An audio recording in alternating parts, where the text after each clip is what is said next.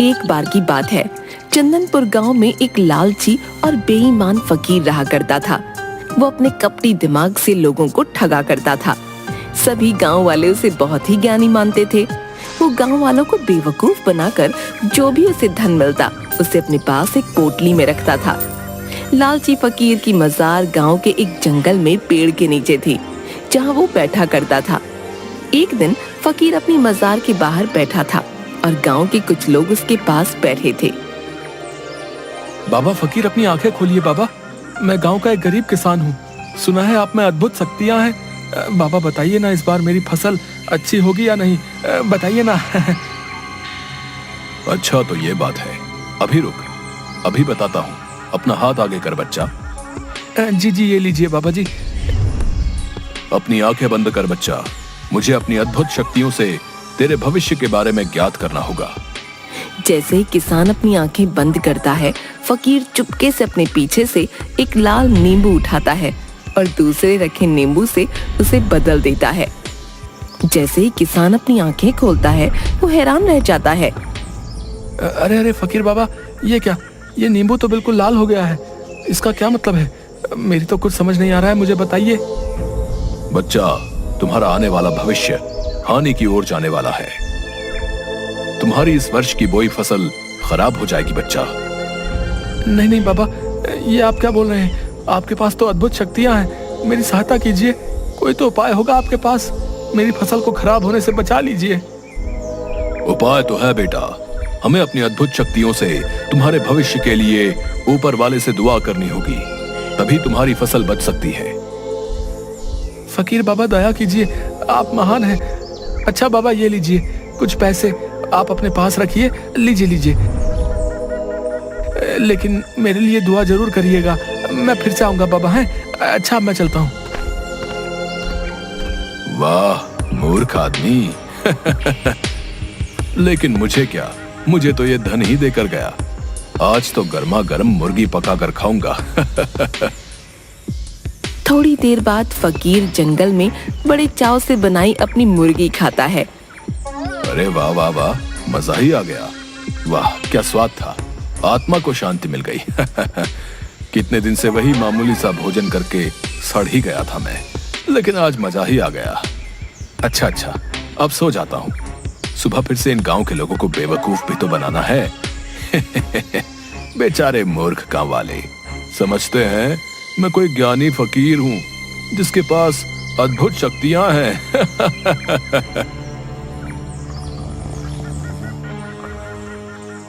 अगली सुबह गांव का एक युवक फकीर के पास आता है।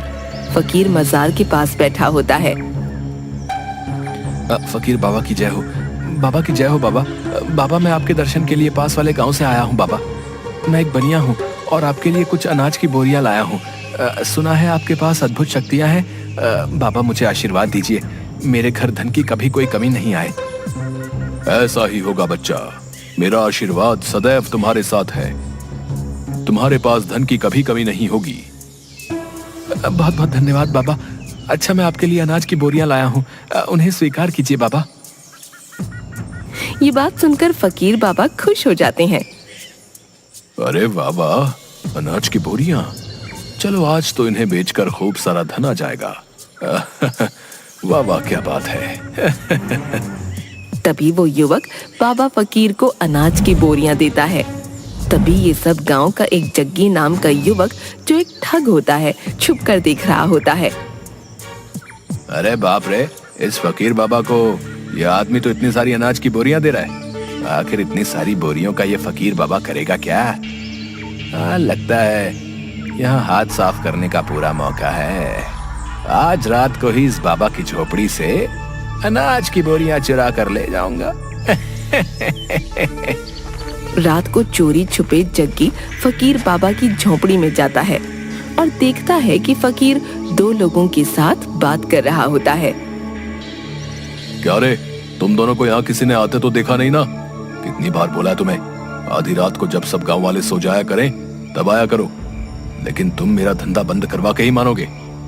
क्या जानते नहीं हो कि गांव वाले कितना विश्वास करते हैं? समझते हैं अद्भुत शक्तियां हैं मुझ में। बेचारे मूर्ख गांव वाले। ए क्या रे ढोंगी फकीर, एड़ा समझेला है क्या तू अपन को? है लोगों में से किसी ने हमें आते नहीं देखे लाए, समझा क्या? चल अब अपना टाइम खोटी मत कर। अरे ओ बिल्लू, जल्दी से इस ढोंगी फकीर को बोरी के पैसे दे और चल यहाँ से। ठीक है उस्ताद, अभी देता हूँ। ये ले ढोंगी फकीर, अपन ने तुम्हारी इस अनाज की बोरियों के अच्छे दाम दिए ले। क्या एकदम मस्त, कोई मलाल नहीं रखने का दिल में। क्या है, गिन लेना नोटों को पूरे, समझा तू? जिसके बाद कालिया फकीर को कुछ पैसे देता है और दोनों वहां से चले जाते हैं। फकीर एक पोटली में, जिसमें पहले से ही काफी सारा धन होता है, उसमें उन पैसों को रखते हुए, अरे वाह वाह, देखो तो सही कितना सारा धन इकट्ठा हो गया है। अरे वाह वाह वाह, मैं अपनी चतुराई से इस गांव के लोगों को अच्छा बेवकूफ बनाता हूँ। लोग भी कितने मूर्ख हैं, मेरी बातों में आ भी जाते हैं। अच्छा, अब इस धन की पोटली को कहीं छुपा देता हूँ। हाँ। जिसके बाद वो अपनी झोपड़ी में ही उस पोटली को एक चादर के अंदर छुपा देता है और खुद भी उसी चादर पर सो जाता है। अब सो जाता हूँ, बहुत अच्छी नींद आएगी अब। अरे बाप रे, ये बाबा फकीर तो ठुल्लू बाबा निकला रे। गांव के लोग इस फकीर पाखंडी को बहुत शक्तिशाली मानते हैं और ये तो बस उन्हें ठगता है। अरे वारे ढोंगी बाबा फकीर, क्या खेल खेला रे तो गांव वालों के साथ। लेकिन मैं तुझे ऐसे नहीं जाने दूंगा। तू जानता नहीं, जग्गी ठग नाम है मेरा। बोले तो ठगों में सबसे बड़ा ठग, बोले तो जग्गी। गांव में लोगों को ठगना ही मेरा काम है। अब देखना तू बाबा फकीर, कैसे तेरी अक्ल ठिकाने आती है। अगली सुबह जग्गी बुरी हालत में, फटे हुए कपड़ों में वो बाबा फकीर के पास आता है। बाबा फकीर महाराज, मेरी सहायता कीजिए, मैं पीड़ा में हूँ, मेरी सहायता कीजिए। मैंने सुना है आप सबके दुख हर लेते हैं, मुझ गरीब पर भी अपनी दृष्टि डालिए, सहायता कीजिए महाराज। अरे क्या हुआ बच्चा, कौन हो तुम? बताओ हमें, क्या समस्या है तुम्हें? हम अवश्य ही तुम्हारी सहायता करेंगे। बाबा फकीर, मैं एक बहुत ही गरीब व्यक्ति हूँ, मेरा इस संसार में कोई नहीं है, कई दिनों से एक अन्न का दाना तक नहीं खाया है। हाँ, मैंने सुना है आप बहुत बड़े ज्ञानी हैं, आप मुझे अपनी शरण में ले लीजिए बाबा जी, मैं आपकी सेवा करके अपना जीवन बिता लूंगा, बदले में 2 वक्त की रोटी दे देना। अरे मुफ्त में एक सेवक मिल रहा है, बेचारा कितना भोला लगता है, इससे अपनी खूब सेवा करवाऊंगा। हाँ, रख ही लेता हूं इसे अपने पास, बेचारा मूर्ख इंसान। अरे अरे बच्चा, अगर तुम्हारी इच्छा है कि तुम हमारे पास रहकर हमारी सेवा करो तो इसमें हमें कोई आपत्ति नहीं है। बच्चा, तुम एक अच्छे इंसान लगते हो और ऊपर वाले का संदेश है कि मैं तुम्हारी सहायता अवश्य करूं। आज से तुम मेरे ही साथ मेरी झोपड़ी में रहोगे। ये बात सुनकर जग्गी खुश हो जाता है। बहुत बहुत धन्यवाद बाबा फकीर, आप महान हैं, आपने मुझ गरीब पर इतनी कृपा की, आप महान हैं बाबा फकीर। जिसके बाद जग्गी फकीर के साथ रहने लगता है। जग्गी फकीर की झोपड़ी की साफ सफाई करता, उसके लिए रात्रि का खाना बनाता और उसकी खूब सेवा करता, और फकीर भी ऐसा मेहनती सेवक पाकर खूब खुश रहता। अरे इस ढोंगी बाबा फकीर की जिस धन की पोटली के लिए यहाँ आया हूँ, उसे तो ये हमेशा ही अपने साथ लिए घूमता है। ऐसे में आखिर कैसे चुराऊं मैं इस धन की पोटली को? लगता है मुझे प्रतीक्षा ही करनी पड़ेगी, आखिर कभी तो हाथ आएगी ही इसकी धन की पोटली। तभी एक आदमी और उसकी पत्नी अपने छोटे से बेटे को लेकर बाबा फकीर के पास आते हैं। बाबा फकीर, देखिए तो जरा मेरे बेटे को क्या हो गया है, भोजन करते करते अचानक से मूर्छित होकर गिर गया है। देखिए ना बाबा जी, हमने बहुत सुना है आपके बारे में, हम पास वाले गांव से आए हैं, आप सबसे ज्ञानी और विद्वान हैं, कुछ तो कीजिए। अरे अरे, आप लोग चिंता मत कीजिए, हमें देखने दीजिए। तभी फकीर उसे देखता है और अपनी झोपड़ी में जाता है। झोपड़ी में से एक पेड़ का पत्ता लेकर आता है और बच्चे के मुंह में रख देता है। थोड़ी देर बाद वो बच्चा उठ खड़ा होता है, जिसे देखकर उसके माता पिता बहुत खुश होते हैं। अरे आप तो सच में महान हैं बाबा जी, गांव वाले आपके बारे में एकदम सही कहते हैं, मेरे बच्चे को आपने स्वस्थ कर दिया, आप में महान शक्तियां हैं। बाबा फकीर, आप महान आत्मा हैं, अगर आज हमारे बच्चे को कुछ हो जाता तो हम भी जीवित नहीं रह पाते। आपका बहुत बहुत धन्यवाद बाबा जी। तभी उस आदमी की पत्नी अपने सारे गहने उतार कर फकीर को देती है। ये लीजिए, मेरे बच्चे के प्राण बचाने के लिए मैं आपको ये देना चाहती हूँ। इन्हें स्वीकार कर लीजिए बाबा जी, मैं आपकी सदैव आभारी रहूंगी। फकीर वो गहने देखकर बहुत खुश हो जाता है। अरे वाह वाह, इतने सारे सोने चांदी के गहने, वाह वाह वाह, इतना धन तो मुझे कभी नहीं मिला। हाँ, इन्हें पाकर तो मेरा जीवन आराम से गुजरेगा। अच्छा ठीक है, अगर तुम मुझे अपने बेटे के प्राण बचाने के रूप में देना चाहती हो तो ठीक है, मैं ये अवश्य ही स्वीकार करूंगा। जाओ, ऊपर वाला तुम्हारा भला करेगा। जिसके बाद वो दोनों अपने बच्चे को लेकर वहाँ से चले जाते हैं। अरे इस ठुल्लू बाबा के तो मजे ही आ गए। इतने सारे सोने चांदी के जेवर, वाह वाह, अगर ये जेवर मेरे हाथ आ जाए तो मेरे तो मजे ही आ जाएंगे। अब तुझे जल्दी ही कुछ सोचना होगा रे जग्गी ठग। इसके बाद फकीर वो सोने चांदी के गहने अपने धन की पोटली में रख देता है और अपनी पोटली अपने पास रखकर सो जाता है। अगली सुबह दो युवक फकीर के पास आते हैं। बाबा जी की जय हो, हम पास वाले गांव से आए हैं। जिस माता पिता के बच्चे को आपने ठीक किया, उस गांव में आपके चमत्कार से सब आपके भक्त हो गए हैं। हमारे गांव के सभी लोग जो हैं आपसे मिलना चाहते हैं बाबा जी। उन्होंने आपके लिए भोजन की व्यवस्था की है। आप आएंगे तो गांव वालों को अच्छा लगेगा।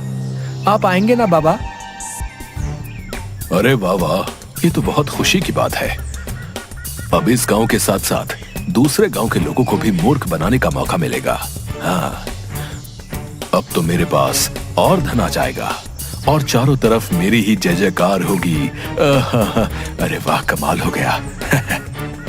अच्छा अच्छा ठीक है, अगर तुम्हारे गांव वालों की यही इच्छा है तो हम कल सुबह तुम्हारे गांव अवश्य आएंगे। जो आ गया बाबा फकीर। अच्छा, अब हम चलते हैं। जिसके बाद वो दोनों वहाँ से चले जाते हैं। अरे बाबा फकीर जी, क्या सच में सुबह पास वाले गांव में जाएंगे आप? लेकिन बाबा फकीर, आप तो कभी अपनी इस मजार से बाहर नहीं जाते हैं। अरे मूर्ख, ये सच है, हम कहीं नहीं जाते। लेकिन पास वाले गांव के लोगों ने हमें बहुत प्यार और आदर के साथ आमंत्रित किया है। ऐसे में हमें ऊपर वाले का आदेश है, हम वहां अवश्य ही जाएं। इसलिए हम कल सुबह ही पास वाले गांव के लिए निकल जाएंगे और तुम भी हमारे साथ ही चलोगे। जग्गी ये बात सुनकर थोड़ा हैरान हो जाता है। क्या आप मुझे भी अपने साथ ले जाना चाहते हैं? जो आपका आदेश बाबा फकीर, मैं आपके साथ अवश्य ही चलूंगा। हाँ। जिसके बाद अगली सुबह फकीर अपनी धन की पोटली अपने साथ लिए जग्गी के साथ पास के गांव जाने के लिए निकल पड़ते हैं। वो जंगल के रास्ते से जा रहे होते हैं। काफी दूर पैदल चलते हुए अचानक से फकीर का पांव एक गड्ढे में फिसल जाता है और वो उस गड्ढे में गिर जाता है। गड्ढे में गिरते ही सारी मिट्टी फकीर के शरीर पर लग जाती है। अरे बाबा फकीर, गड्ढे में गिरने की वजह से आपके पूरे शरीर पर मिट्टी चिपक गई है। अगर ऐसे में लोग आपको देखेंगे तो पहचान नहीं पाएंगे। यहीं पास में ही एक नदी है, आप वहां चलकर स्नान कर लीजिए। कितनी बदबू भी आ रही है। नहीं नहीं, मैं स्नान नहीं कर सकता, मेरे पास धन की पोटली है। स्नान करूंगा तो सारा धन नदी के पानी की वजह से व्यर्थ हो जाएगा। नहीं नहीं, मैं ऐसे ही आगे जाऊंगा। अरे बाबा फकीर, आप अपनी स्थिति को तो देखिए, मैं ही आपको नहीं पहचान पा रहा हूँ। कहीं ऐसा ना हो कि पास वाले गांव के सभी लोग आपको देखते ही भयभीत हो जाएं।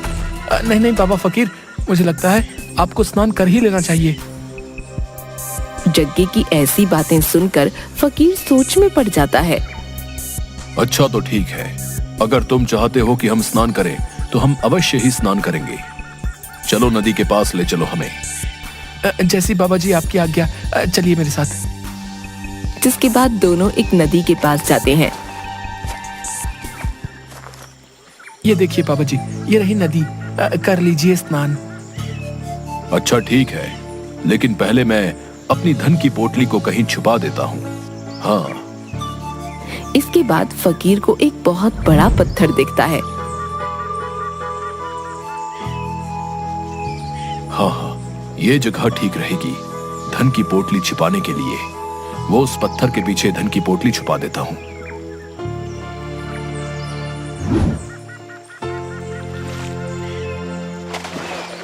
तभी जग्गी चुपके से पत्थर के उस तरफ जाता है और वो धन की पोटली उठाते हुए। आखिरकार वो दिन आ ही गया।